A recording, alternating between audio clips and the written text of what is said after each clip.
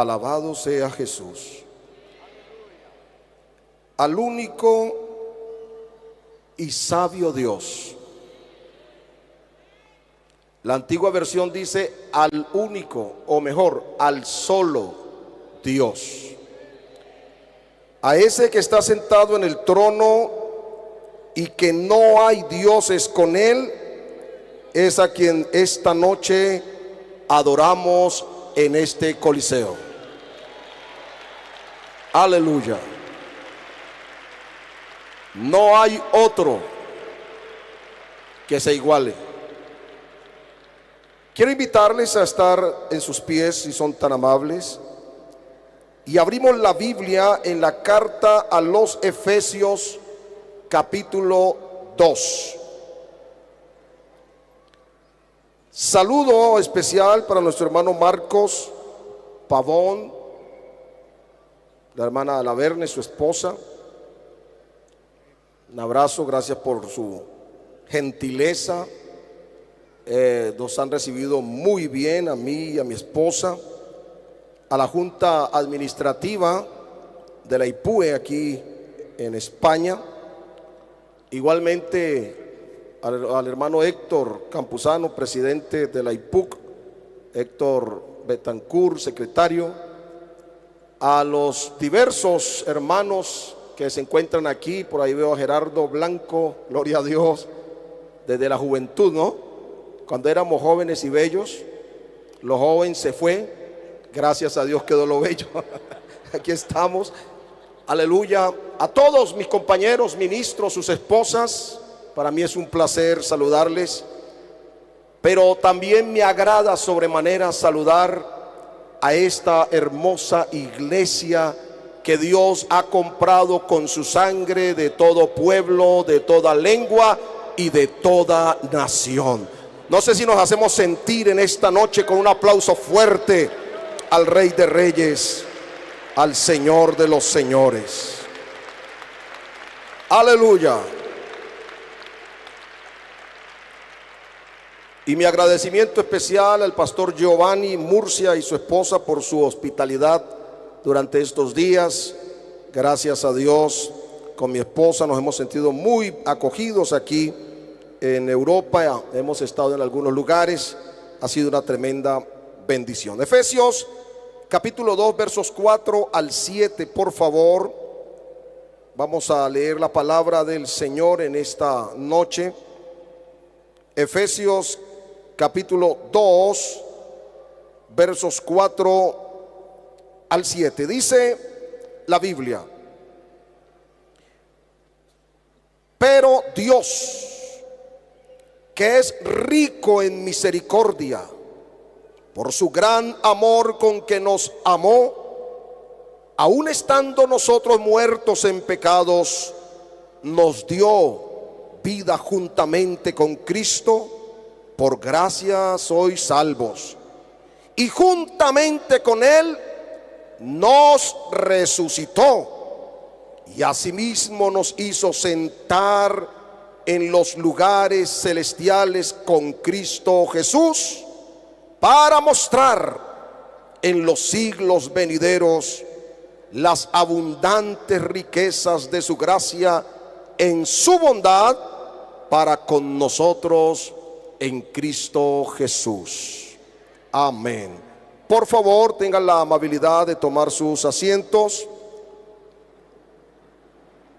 El lema de esta convención es: a fin de conocerle. Y estaba pensando que nosotros podemos crecer en la fe,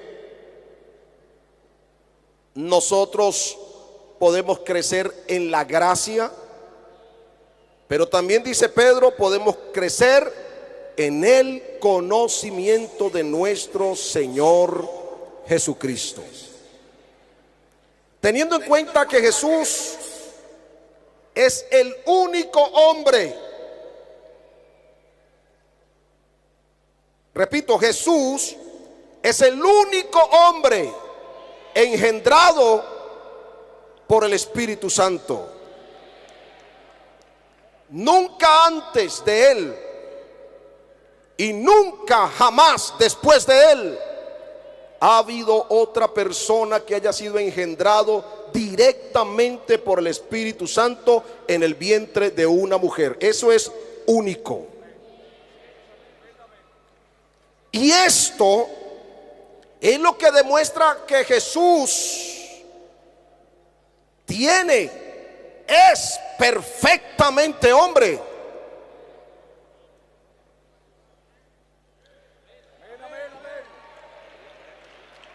Hemos hecho énfasis en su deidad y sabemos que Él es el único Dios. Pero también hay que entender que Él es perfecto hombre.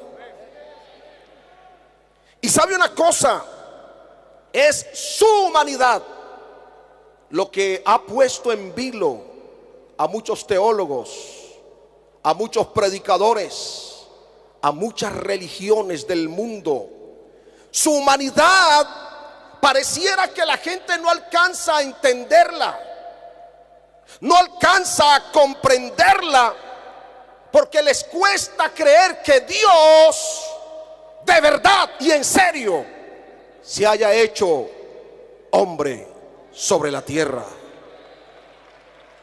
No lo pueden entender.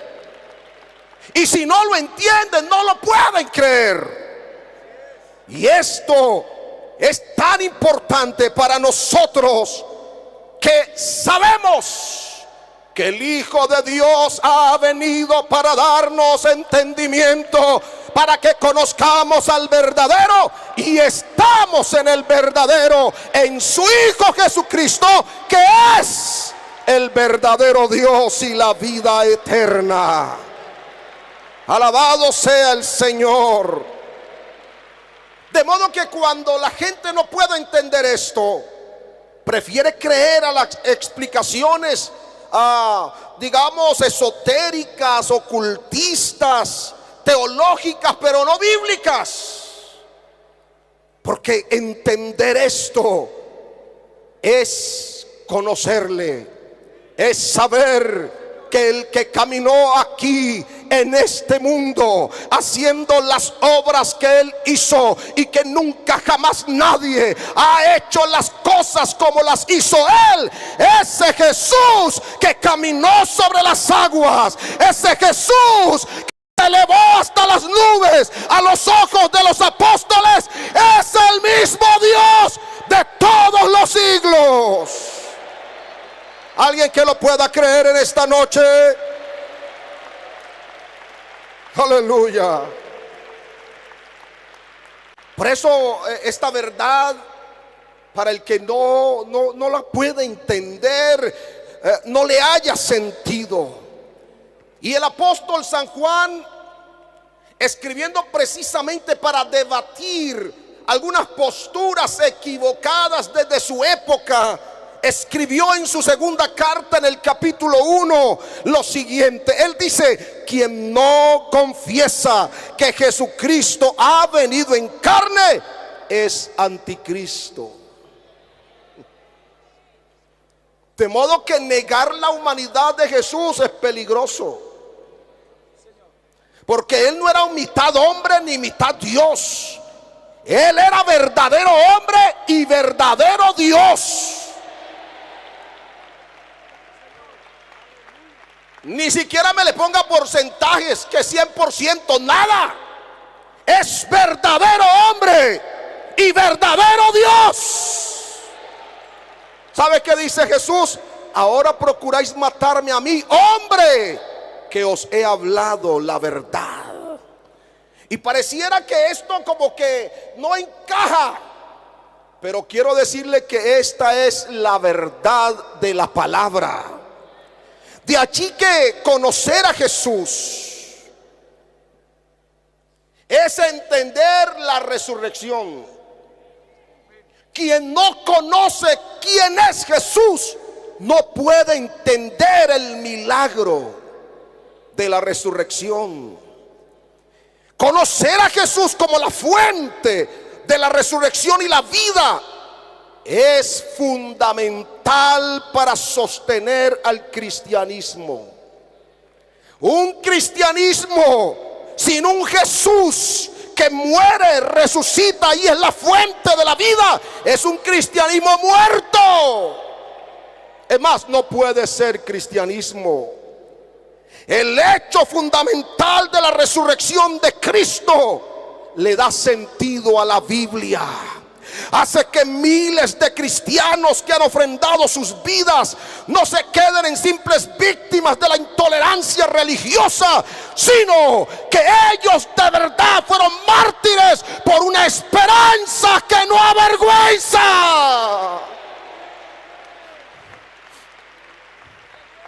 No sé si esta noche aquí hay alguien que pueda creer que Jesús resucitó y que ahora vive por los siglos de los siglos. Mire, por eso digo, esto es fundamental. Sin un Cristo resucitado, esto sería una reunión más de las que han hecho en este escenario. Estaríamos aquí escuchando a un artista, a un político, no sé qué, pero el hecho que Jesús resucitó le da sentido a esta reunión en esta noche. Porque para escuchar a un hombre hablar, la gente va a escuchar a los hombres por los intereses que tienen. Nosotros venimos a escuchar es porque estos hombres hablan la palabra del Cristo resucitado. ¿Sabe? Precisamente el apóstol San Pablo, haciendo un análisis lógico sobre la resurrección de Cristo, llama a la reflexión en los siguientes términos. Pablo dice: si en esta vida solamente esperamos en Cristo, somos los más dignos de conmiseración de todos los hombres. Y me puse a analizar el pasaje, pensando precisamente en esta verdad que predicamos, que en el caso hipotético que Cristo no hubiera resucitado, en serio, no habría cristianismo, no habría palabra de Dios, no habría Pentecostés, no habría Ipue, ni Pug, ni Yan Jesús, ni nada. No valdría la pena. ¿Sabe?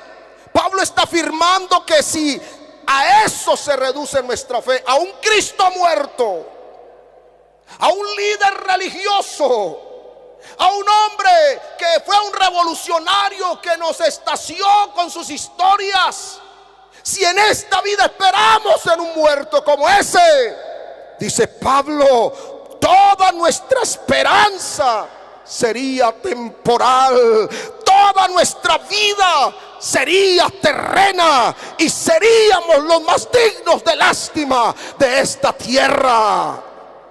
Los no creyentes ante la muerte tienen el consuelo de dar, escúcheme bien, darle rienda suelta a sus pasiones y apetitos mientras viven. Porque la filosofía de la vida humana es come y bebe, porque mañana moriremos. Quien no conoce esta verdad le da rienda suelta a sus pasiones y vive una vida, como dijo aquel cantante norteamericano: vive rápido y muere joven y tendrás un cadáver bien parecido. Esa es la filosofía que el mundo tiene.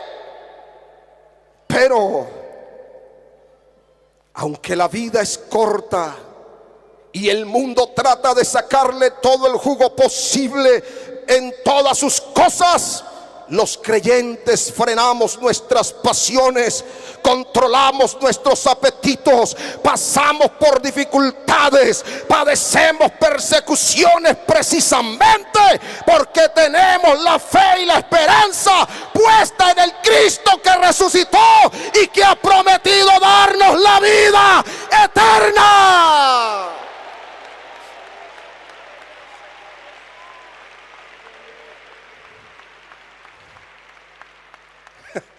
Imagínate que precisamente esta esperanza que nosotros tenemos en lo que inclina la balanza.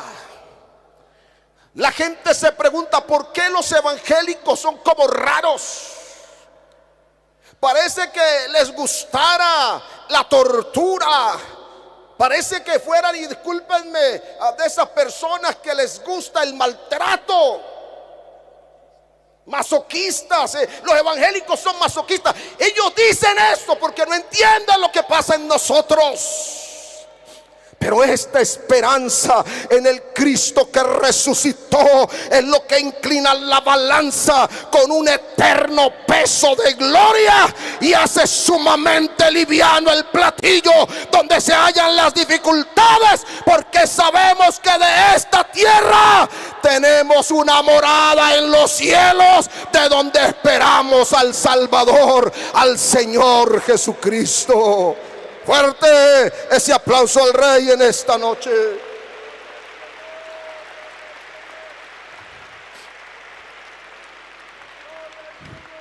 A mí me encanta la historia del rabino judío Saulo de Tarso. Me encanta su historia porque este emprendió una persecución contra la iglesia, pensando en destruir todo lo que afectara la fe judía y que pareciera ir en contra de sus principios religiosos. Pero camino de Damasco, algo extraordinario sucedió. El Cristo crucificado y resucitado se le presentó en el camino en un resplandor de luz y le reclamó sobre su actitud religiosa y poca espiritual. Saulo, escúchenme, vive una experiencia que le marcó el derrotero de su historia. Después de ese encuentro, Saulo nunca jamás volvió a ser el mismo. Y yo te aseguro que esta noche, si hiciéramos un análisis aquí rápidamente, un paneo mejor, todos los que hemos tenido un encuentro con este Jesús, Él cambió nuestra historia. Creo que esta noche aquí estamos los que Él cambió nuestra vida y nos dio un curso nuevo, una vida nueva, un camino mejor. Me llama la atención que Jesús no se le presenta a Saulo solo como el Señor triunfante, el Cristo victorioso, sino que se le presenta como el Cristo perseguido. Qué interesante. Nosotros a veces predicamos del Cristo triunfante, el victorioso, que se le presenta a Saulo, pero allí hay otra verdad. Él se le presenta como el Cristo perseguido. Y de ese modo, el que sería el futuro apóstol percibió que el Jesús resucitado en persona es el mismo Jesús perseguido en la iglesia. Por eso quien toca la iglesia,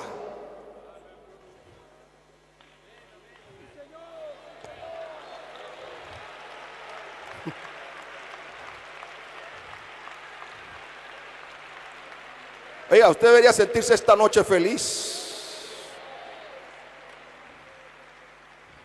Este es un concepto sublime, porque Saulo le hace el reclamo después de que Jesús le dice: ¿por qué me persigues? ¿Cómo así? ¿Tú quién eres?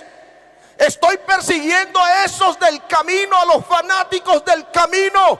Y él le dice: no, Señor, tú me estás persiguiendo a mí, porque ellos son mi cuerpo.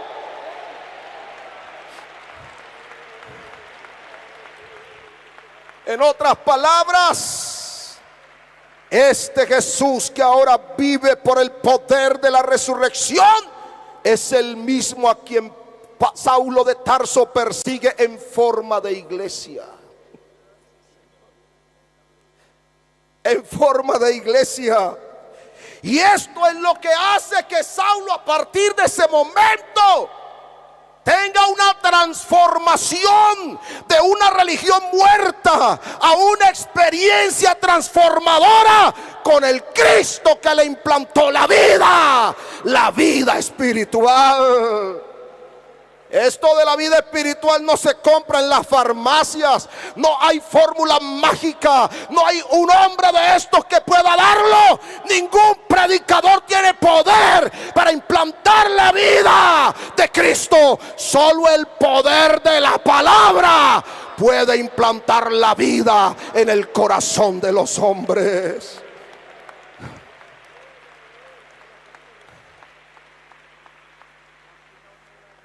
¿Sabe que uno se pregunta, o mejor, muchos incrédulos podrían preguntarse cuando hablamos de la resurrección de Cristo? Algunos se preguntan, bueno, ¿y por qué Jesús resucitado no se apareció a todos sus enemigos de una vez? Si hubiera acabado toda sombra de duda. Cuando leemos el Evangelio de Mateo nos damos cuenta que se inventaron una historia que se habían robado el cuerpo de Jesús, ¿se acuerdan? Muchas historias, muchos mitos se inventaron. Había dudas. Los apóstoles vinieron, se robaron el cuerpo. Hasta María, cuando va allá al sepulcro, le dice al hortelano, entre comillas, ¿qué lo hiciste? ¿Dónde lo pusiste? La gente no sabía si de verdad había resucitado o no. Y hay quienes se preguntan, ¿por qué si Él resucitó no se les apareció a todos sus enemigos de una vez? A Pilato, a Herodes, a Caifás, a los fariseos, a los escribas, a los saduceos.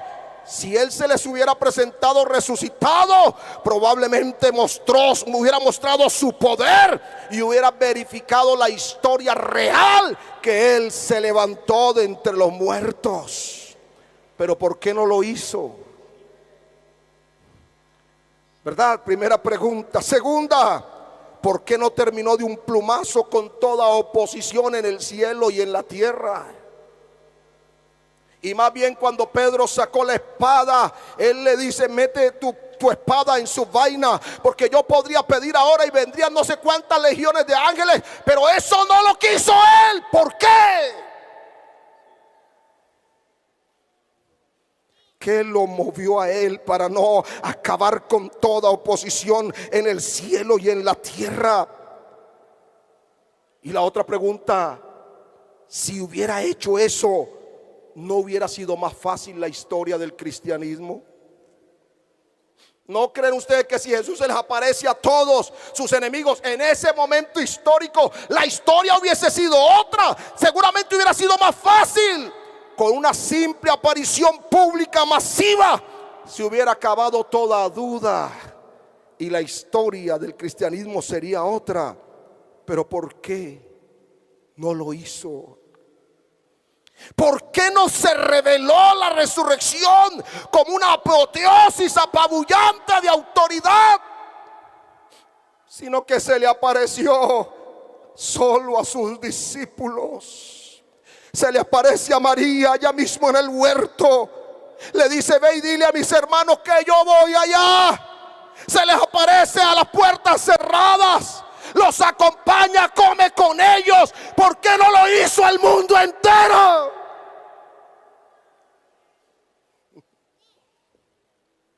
Precisamente es que la resurrección de Cristo nunca pretendió imponerse, nunca pretendió someter, nunca pretendió dominar o controlar, sino que la resurrección de Cristo tiene un propósito, y es producir una fe sencilla, una fe que pueda creer que Él de verdad vive y tiene todo el poder en sus manos. ¿Dónde están los que le aman? ¿Dónde están los que le creen?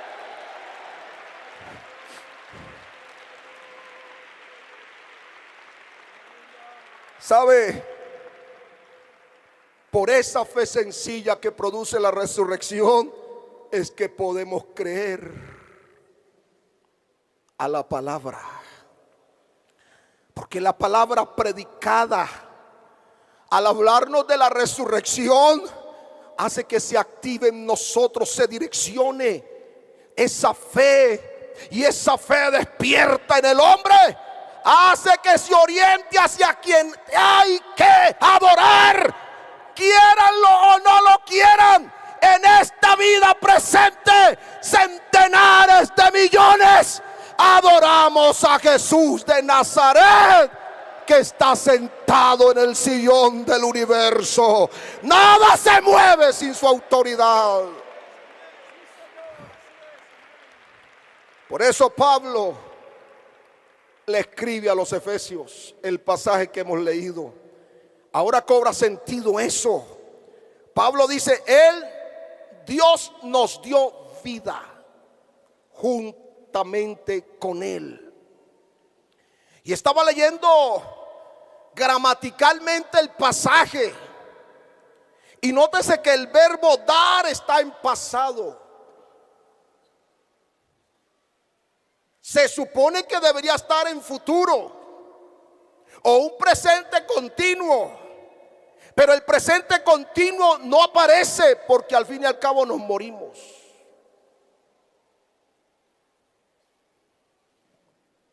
¿Cierto? El COVID, el cáncer, problemas cardiovasculares, nos morimos. Por eso no parece que nos da. No es un presente continuo. No me habla del futuro allí en ese pasaje, porque el énfasis de Pablo no es para allá.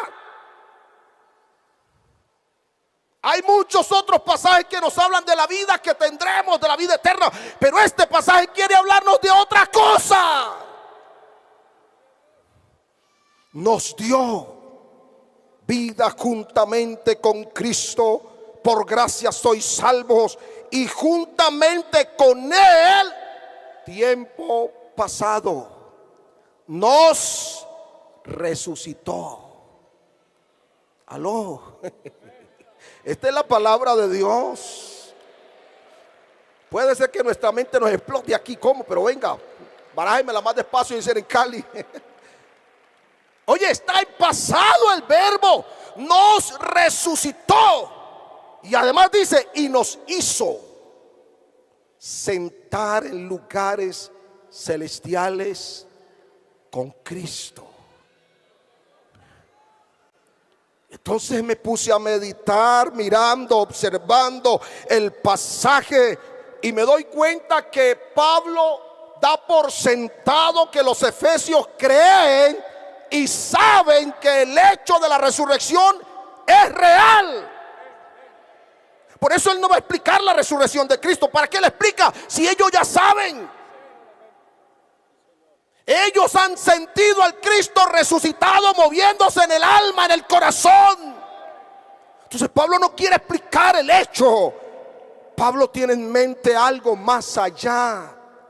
Porque si hablara el apóstol Pablo, escúcheme, aunque tiene que ver con el presente y el futuro, escúchemelo bien, la resurrección no solo es un hecho histórico, no solo es un hecho espiritual, no solo es un hecho temporal, no solo es un hecho invisible, no solo es un hecho eterno. ¿Quién puede cuestionar eso? El incrédulo. Por eso, si en esta vida esperamos en un Cristo muerto, somos lo más dignos de conmiseración. Nosotros creemos que Él resucitó. Todo eso lo sabemos. Pero Pablo nos va a hablar aquí de las cosas que pasaron o que están reservadas para la eternidad y el futuro. Claro que sí. Sin embargo, en este pasaje nos está hablando del aquí y del ahora. Porque si fuimos resucitados y estamos aquí, algo tiene que pasar con esa resurrección ya, aquí, ahora, hoy, en este coliseo. ¿Está siguiendo la idea, verdad? Si me resucitó y estoy aquí, ¿qué efecto tiene esa resurrección en mí hoy?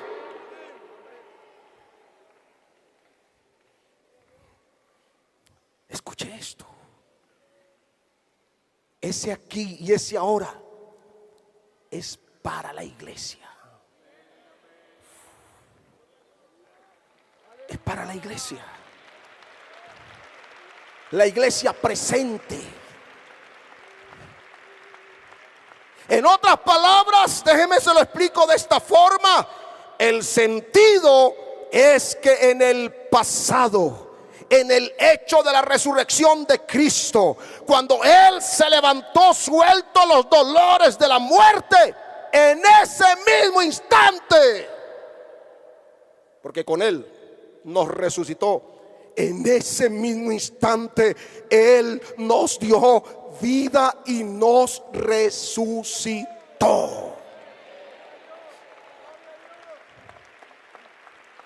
Pastor, no entiendo eso, pero ¿cómo puede ser? Claro que es difícil. Pero cuando Cristo se levantó de entre los muertos, con Él la iglesia también se levantó.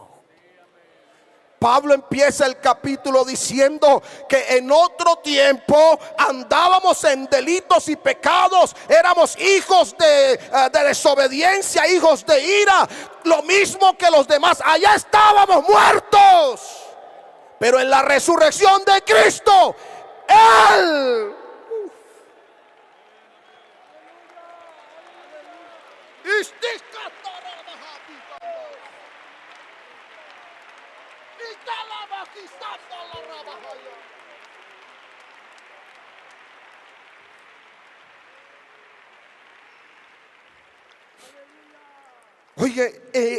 nos dio en esta vida presente. Ya la iglesia tiene la vida y la resurrección de Cristo. Y usted me dirá, pastor, ¿y por qué nos morimos? Es que Pablo quiere darnos a entender que nosotros los creyentes a veces estamos con la cabeza tanto en el cielo que nos olvidamos que todavía estamos en la tierra.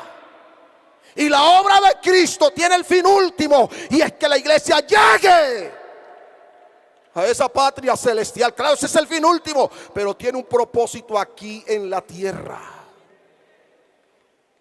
Así que yo voy a invitarles, sigamos pensando en el futuro que tenemos, pero pensemos para qué nos salvó Él aquí. Usted no se ha preguntado por qué será que el Señor nos ha llevado a la iglesia. Pablo hace 2000 años le escribía a los tesalonicenses y él decía: nosotros los que vivimos, los que habremos quedado. Ellos creían tanto en el inminente regreso de Jesús que Pablo lo habla y se incluye. Pero han pasado 2000 años. ¿Por qué? Es que el propósito de la resurrección, mis hermanos, es dar un implante de vida a la iglesia para que sea testiga en esta vida presente. No hay otra forma. Predicamos no por el mandamiento.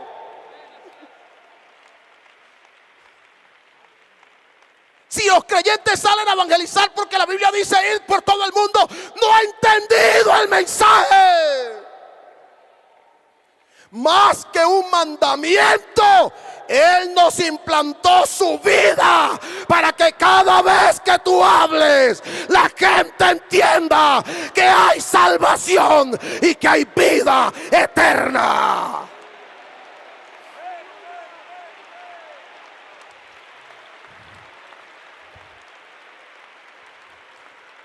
Entonces el pasaje nos está hablando ahora en el tiempo presente, a lo visible, a lo humano, a lo histórico, a lo presente. Por tanto, no es solo verdad que resucitaremos en el día final. Eso es verdad, pero no solamente es esa verdad, sino que por el poder de la resurrección de Jesús ocurrida en la historia, la vida de Dios ha sido implantada en la iglesia y ya hemos resucitado para visibilizar en el tiempo presente, en esta vida, que la gracia de Dios y el amor de Dios son verdaderos, son reales, que puede transformar la vida del más miserable pecador y convertirlo en un santo por el implante de la palabra.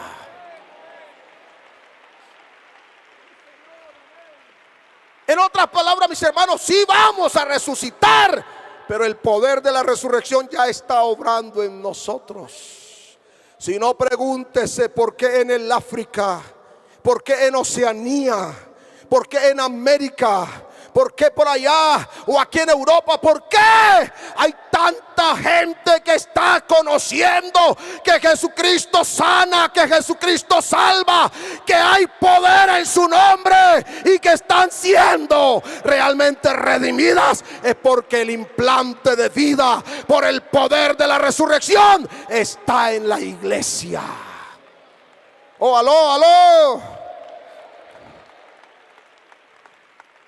Le voy a terminar diciendo esto en esta parte de mi sermón. Por eso el acontecimiento de la resurrección se traduce hoy en la iglesia por el poder del Espíritu como una fuerza para vivir, fuerza para amar, fuerza para entregar la vida en el servicio a Dios, para que el mundo vea a nosotros, o vea en nosotros, que Jesucristo de verdad vive.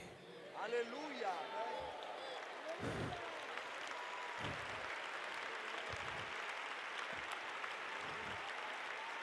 Toda religión tiene sus líderes, tiene sus formas de adoración, su forma de culto. Todas las religiones pretenden mostrar lo que tienen. La iglesia ni siquiera pretende, que la iglesia lo irradia.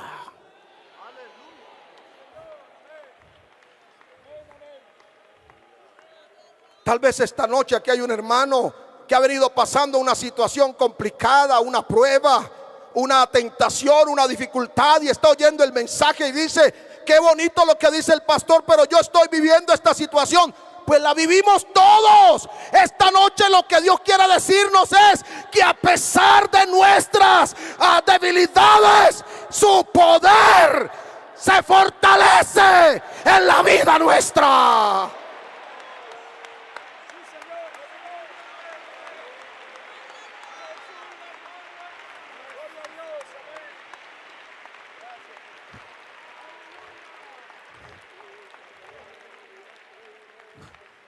La ciencia ha buscado la forma de resucitar a los muertos. Han hecho experimentos, se han inventado métodos para lograr que las personas muertas vuelvan a la vida. De hecho, por ahí ya han hecho unos experimentos donde hasta 7 horas después de muerto logran que la persona vuelva. Ya hay experimentos, pero déjenlo que pase 24 horas. Ahí se les cae todo. Entonces la ciencia se inventó un método que han llamado la criogenización. Es el proceso mediante el cual, escúchenme, se congelan los cuerpos inmediatamente muertos para que se mantengan intactos. Los tienen en unos cuartos fríos, bajo cero, muchos grados bajo cero. Los únicos que tienen acceso a eso son los multimillonarios, porque ellos dicen: en caso que la ciencia logre resucitarnos algún día, pues queremos ser los primeros, y han dado fortunas, millones de euros y dólares en el mundo, y están ya congelados esperando el milagro de la ciencia. Se calcula que hay alrededor de unas 300 personas en ese estado esperando la resurrección mediante el método científico. Pero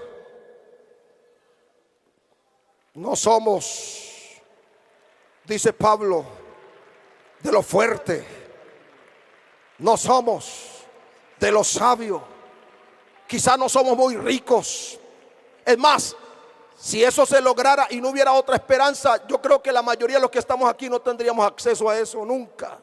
nos moriríamos para siempre, porque ¿cómo vamos a pagar? ¿De dónde vamos a pagar para que nos resucite la ciencia si eso vale miles de millones? Pero esta noche aquí hay una muy buena noticia.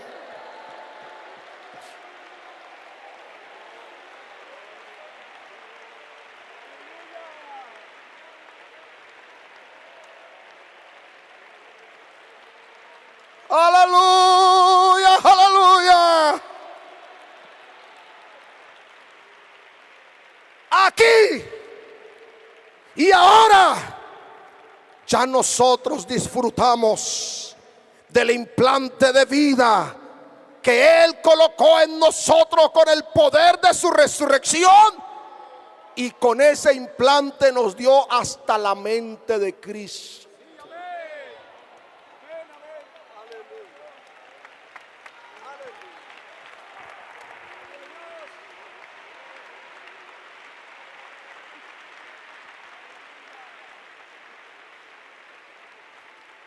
Hasta la mente de Cristo tenemos. Nacimos de nuevo.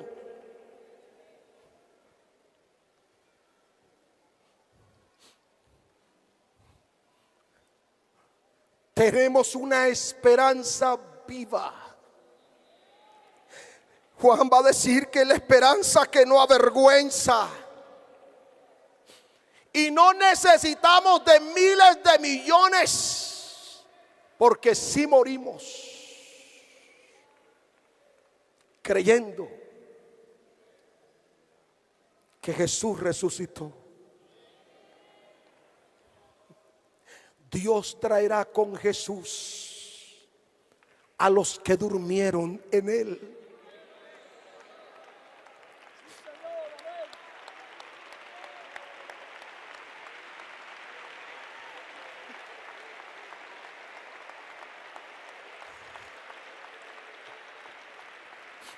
Pablo le escribe a los corintios. La iglesia de Corinto era una iglesia complicada. Se creían espirituales, se movían los dones, todo lo que quiera, pero eran carnales, dice Pablo. Porque lo que lo hace espiritual a uno no son los dones espirituales, sino el fruto del Espíritu. Algunos tenían dones, pero odiaban, no tenían amor.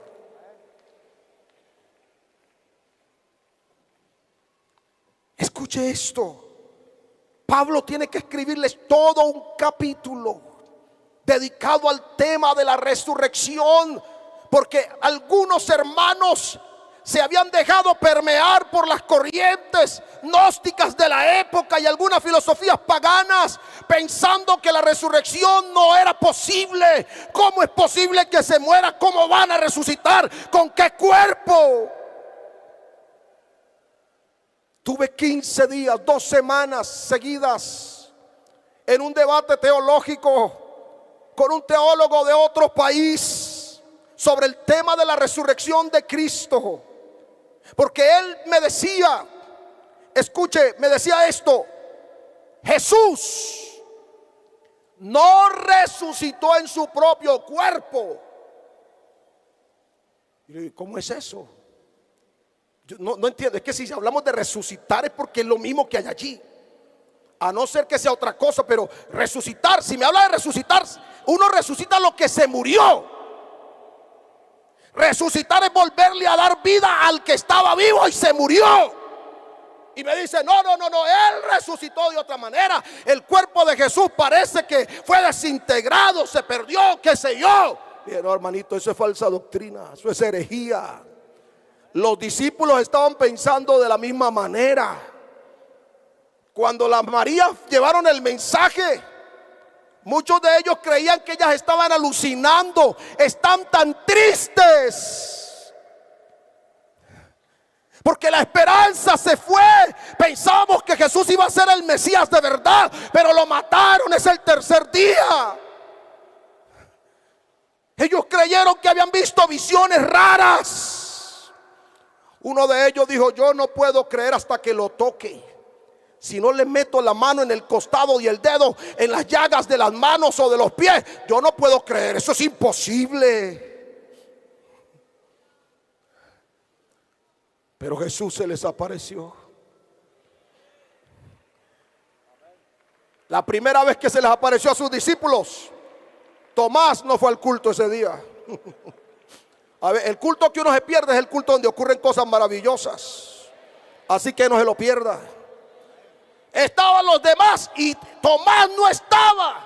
Y le dijo: oye, Tomás, ¿cómo te parece que vino el Señor? ¿Cómo hay que vino el Señor? ¿Qué es eso? Resucitó, aquí estuvo con nosotros. Muchachos, ustedes están locos. No puede ser. Si no meto y todo lo que ustedes ya saben. Pero al siguiente domingo Jesús se les presenta, oiga, con las puertas cerradas. La primera vez pensaron que era un fantasma. Y él les dijo: tóquenme, pálpenme. Esto no es otra cosa, no es otro cuerpo, es el mismo. Un espíritu no tiene carne ni huesos, como veis que yo tengo.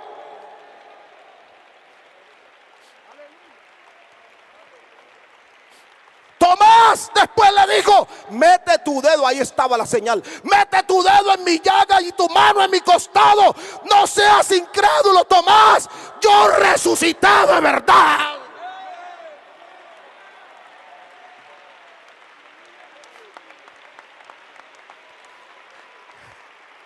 No seas incrédulo, sino fiel. Y Pablo tiene que escribirle a la iglesia de Corinto y les escribe: bueno, no se preocupen que de qué cuerpo, que de qué carne, que una es la naturaleza de aquello, otra, dice Pablo. Pero escúchenme, se siembra cuerpo natural y se cosecha cuerpo espiritual. ¿Y eso cómo es, pastor? Pues Jesús lo explicó. Si el grano de trigo no cae en tierra, no puede llevar fruto. ¿Sabe cómo es eso? ¿Se acuerdan? Yo no sé si aquí, a los que estudiaron aquí en Europa, les hicieron el ejemplito que nos colocaban a nosotros en colegio en Colombia. Un granito de maíz y de frijol, ¿se acuerdan ustedes? En un frasquito transparente con arenita. Y nos dijeron: métalo allí. Y al tercer día eso estaba podrido. Pero después del tercer día, una pequeña raicilla empieza a brotar del mismo grano. Jesús dijo: si el grano no cae primero, no puede. En otras palabras, mis hermanos, Pablo les dice: vean, señores, aunque no lo quieran creer, pero nosotros que tenemos el mensaje de la revelación, en un abrir y cerrar de ojos, a la final trompeta, porque se tocará la trompeta y los muertos serán resucitados incorruptibles y nosotros seremos transformados.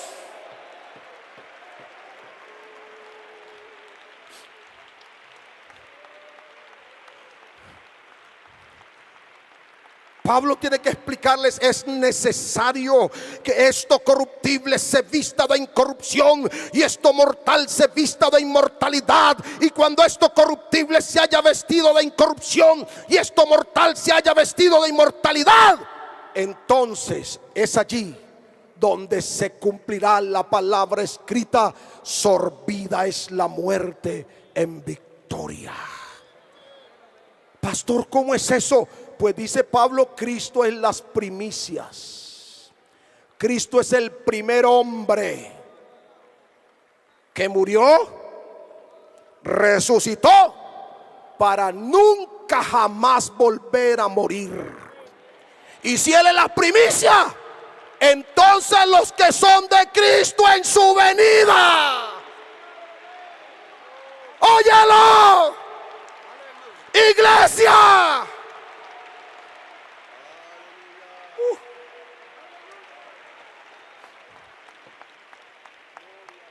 Por eso, durante la pandemia se nos fueron muchos, centenares de familiares y amigos. hermanos de la iglesia, un periodo oscuro y triste, doloroso. Parecía como si la esperanza en algunos creyentes se hubiera sacudido. Pero sabe que aún con pandemia, sin pandemia, con tragedias, sin tragedias, el texto de Pablo dice a los tesalonicenses: porque el mismo Señor, con voz de mando, con voz de arcángel y con trompeta de Dios, descenderá del cielo, y los muertos en Cristo resucitarán primero. Luego nosotros, los que vivimos, los que habremos quedado, seremos arrebatados. Fuerte, fuerte, fuerte ese aplauso, fuerte esa adoración.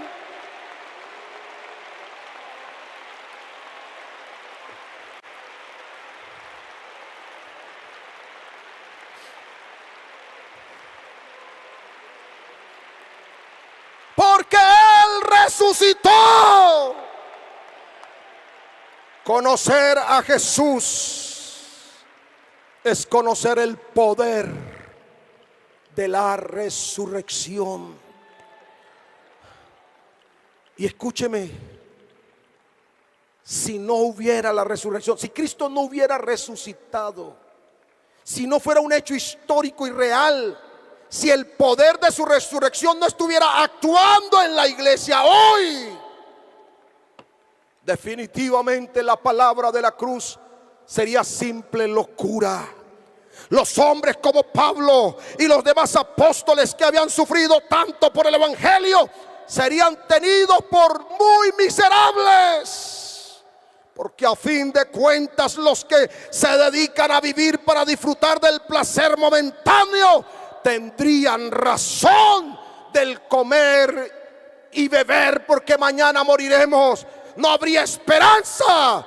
Pero los cristianos que hemos sacrificado tanto, si no hubiera resurrección de Cristo, para nosotros llegaríamos a ser un grupo masoquistas y seríamos el hazmerreír de la humanidad. Pero Pablo le dice a los corintios: mas Cristo ha resucitado ahora. Primicia de los que se resucitan es hecho. Por eso esta noche tenemos esperanza. Por eso esta noche, si Él viniera hoy,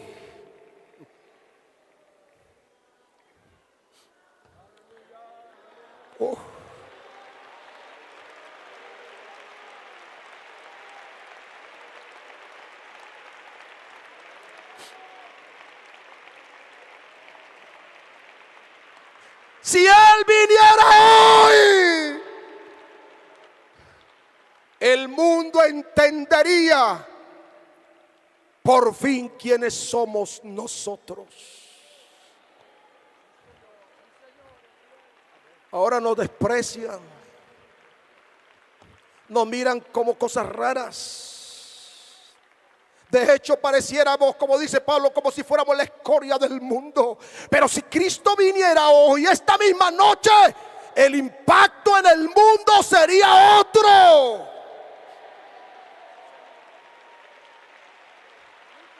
Pero si no viniera, también seguiremos predicando que Jesucristo se levantó de entre los muertos y vive para siempre.